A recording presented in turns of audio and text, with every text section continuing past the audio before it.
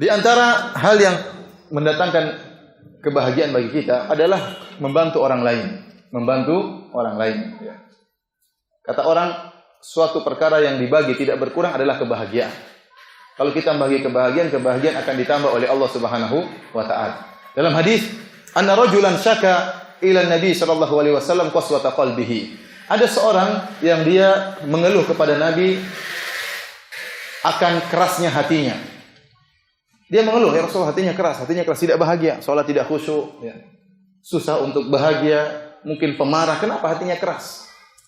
Maka Rasulullah SAW mengatakan, in aradta tazyina qalbik fa'atmil miskin fa'at'imil miskin wamsah ra'sal yatim.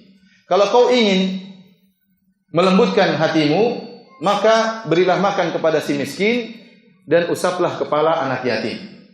Usaplah kepala anak yatim.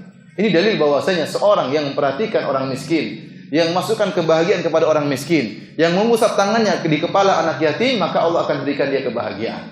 Ini dijadikan dalil oleh para ulama bahwasanya kalau kita membagi kebahagiaan kepada orang lain, Allah akan berikan kita kebahagiaan. Makanya orang yang paling bahagia Nabi sallallahu alaihi wasallam. Nabi sallallahu alaihi wasallam. Kenapa? Seluruh waktunya dalam rangka untuk umatnya. Laqad ja'akum rasulun min anfusikum azizun 'alaihi ma anittum harisun 'alaikum bil mu'minina raufur rahim. Sungguh telah datang kepada kalian seorang rasul dari diri-diri kalian. Azizun 'alaihi ma anittum, dia merasa berat apa yang menimpa kalian. Harisun 'alaikum, dan dia sangat semangat untuk memberikan kebaikan bagi kalian. Kita tahu kisah yang masyhur dalam Sahih Al-Bukhari tatkala malaikat Jibril datang menemui Nabi sallallahu alaihi wasallam. Kemudian mengatakan kepada Nabi, "Ya Muhammad, ikra, wahai Muhammad, bacalah." Kata Rasulullah SAW, "Ma'ana biqari," saya tidak bisa baca, sama sekali tidak bisa baca. Rasulullah SAW tidak bisa baca, tidak bisa tulis. Maka faghattani, kata Nabi SAW, malaikat Jibril pun memeluk Nabi. Sampai Rasulullah SAW susah bernapas, summa arsalani, kemudian dilepaskan. Diminta lagi, "Ya Muhammad, ikra, bacalah." Sampai akhirnya ditalqin oleh malaikat Jibril, "Ikra bismi rabbikal ladzi khalaq," dan seterusnya. Kedatangan malaikat Jibril membuat Nabi ketakutan. Maka beliau pun segera pulang ke rumah. Sampai di rumah ketemu dengan Khadijah. Maka Rasulullah SAW mengatakan, "Zammiluni, zammiluni." Selimuti aku, selimuti aku. Kata perawi, "Fazammaluhu." Maka istrinya Khadijah segera menyelimuti siapa?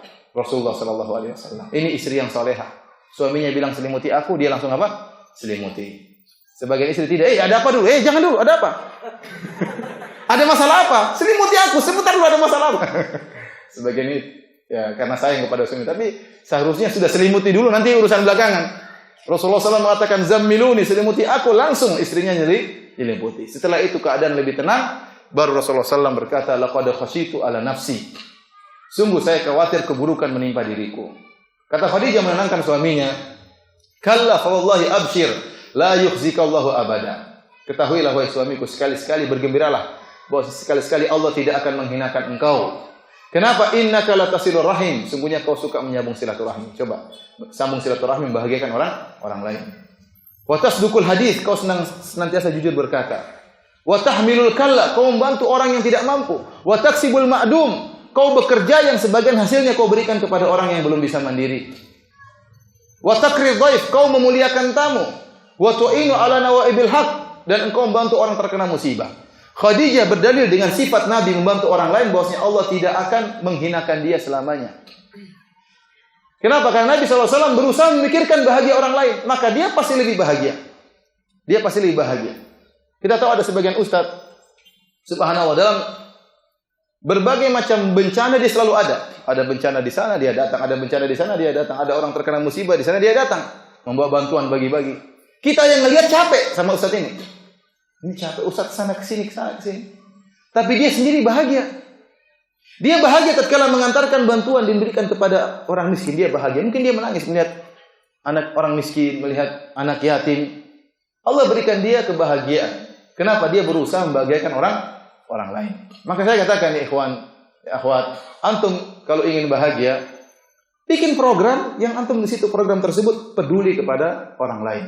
Yang miskin, yang susah, anak yatim, kunjungan terhadap anak yatim, bantu orang yang sakit. Sibukkan dengan diri hal tersebut, ini juga akan mendatangkan kebahagiaan. Namun ingat, jangan lupa, urusan keluarga lebih apa? Lebih utama. Urusan keluarga lebih utama. Allah akan berikan kebahagiaan bagi Anda. Dan kalau bisa langsung lebih baik. Rasulullah SAW mengatakan, berilah makan kepada fakir miskin kalau ingin hatimu lembut, wamsah ra'sal yatim, dan usapkanlah kepalamu pada kepala anak yatim. Jadi langsung menunjukkan kita langsung mengusap kepala anak yatim. Para hadirin dan hadirat yang dirahmati oleh Allah Subhanahu wa taala, karenanya amalan yang paling dicintai oleh Allah Subhanahu wa taala, wa ahabbul a'mali ila Allah sururun tudkhuluhu ala qalbi muslim. Amalan yang paling dicintai oleh Allah adalah rasa bahagia, kesenangan, kegembiraan yang kau masukkan dalam hati seorang muslim.